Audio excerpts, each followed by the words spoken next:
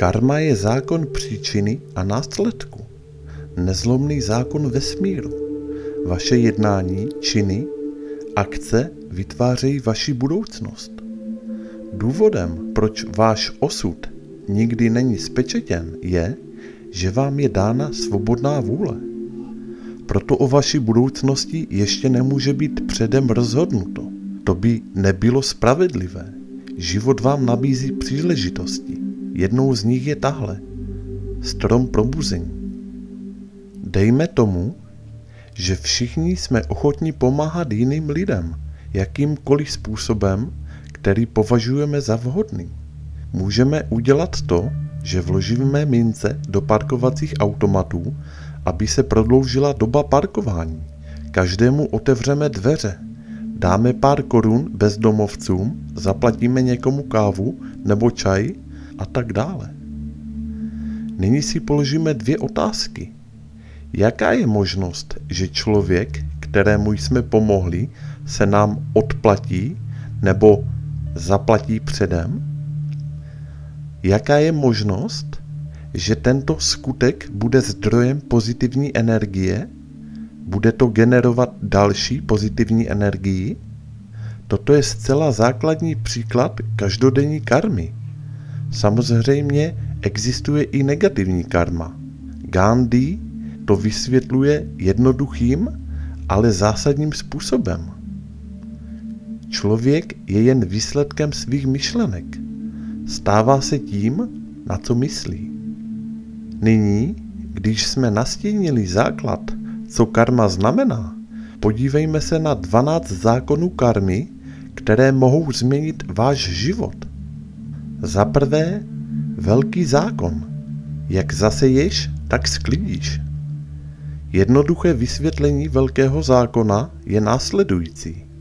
Naše myšlenky a činy mají své následky a důsledky, dobré nebo špatné. Pokud toužíme po klidu, lásce, harmonii či prosperitě, musíme mít také ochotu podle toho jednat. Tento princip je také známý jako zákon příčiny a následku. Energie, což je myšlenka nebo akce, kterou jsme vypustili do světa, má následek, ať už okamžitý nebo budoucí. Za druhé, zákon tvoření. To, co si přejeme, přijde poté, co se toho zúčastníme. Život, jenž vidíme kolem sebe, byl vytvořen s určitým cílem, jenž někdo uskutečnil.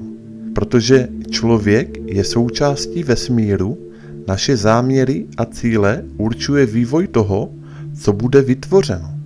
Protože to, čím se obklopujeme, se stává naší součástí. Naší odpovědností je zajistit, aby toto obklopující prostředí přispívalo k naplnění našich tužeb. Za třetí, zákon pokory. I když odmítneme něco akceptovat, stále to zůstane tím, čím je. Akceptování je v mnoha systémech víry téměř univerzální ctností. Když to zjednodušíme, abychom mohli změnit nějaké okolnosti, musíme je nejprve přijmout takové, jaké jsou. Pokud se zaměřujeme na něco negativního namísto toho, abychom udělali změny, které negativní problémy vyřeší, přispíváme k udržení nulového stavu, kterým se nic nezmění. Udržujeme tak negativní stav, i když si ho nepřejeme. Za čtvrté, zákon růstu. Náš vlastní růst má přednost před jakýmikoliv jinými okolnostmi. Jediná věc, nad kterou máme kontrolu, jsme my sami. Na prvním místě je motivace. Akce nebo nečinnost, která následuje po motivaci, bude v našem životě generovat a produkovat buď pozitivní nebo negativní okolnosti. Skutečná změna nastane pouze v případě, když se změně podvolíme a sami přispějeme ke změně, po níž v hloubce svého srdce toužíme. Za páté, zákon odpovědnosti. Naše životy jsou tím, co z nich sami vytvoříme, ničím jiným. Když někdo zažije v životě turbulence, jsou to často turbulence vnitřní. Pokud chceme změnit svůj život, musíme změnit způsob myšlení a své okolí. Za šesté, zákon zapojení. Vše ve vesmíru je propojeno, vše velké i vše malé. Naše minulost, přítomnost i budoucnost jsou propojeny, vzájemně provázány. Jelikož je to pravda, musíme se dát do práce, abychom tyto propojení a vazby změnili. Pokud chceme, aby to bylo jinak, pokud chceme něco jiného. Žádný krok není důležitější než kterýkoliv jiný krok. Když se má cokoliv stát, úplně všechny kroky jsou stejně významné. Ať už je to první, střední nebo poslední krok, všechny kroky jsou nezbytné. Za sedmé, zákon soustředění. Nikdo nemůže upřít svou pozornost k více než jednomu úkolu. Co se týče duchovního růstu, nemůžeme mít negativní myšlenky a jednat se špatným úmyslem a zároveň očekávat, že budeme duchovně růst. Svou pozornost musíme zaměřit k dosažení požadovaného úkolu. Středobodem naší pozornosti musí být výhradně dosažení výsledku. Za osmé, zákon zájmu a dávání. Prokazování své nesobeckosti je důkazem skutečného záměru. Zjednodušeně řečeno, když o něčem tvrdíme, že je naším cílem, musíme to prokázat svým jednáním. Nesobeckost je ctností pouze v případě, když se plně přizpůsobíme nebo oddáme něčemu jinému než sobě samým. Se sobeckou povahou je duchovní růst téměř nemožný. Za deváté, zákon změny. Historie se opakuje, dokud nebude změněna. Vědomně se oddat změně je jedinou možnou metodou, jak se dá ovlivnit minulost. Historie se bude donekonečna opakovat a pokračovat po nekonstruktivní cestě do toho okamžiku, dokud jí pozitivní energie nenasměřují někam jinam. To znamená, že negativní situace se budou opakovat, dokud nedojde k vědomému zásahu. Jehož jasným cílem bude pozitivní změna.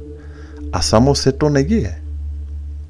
Za desáté, zákon tady a teď. Přítomnost je to jediné, co máme.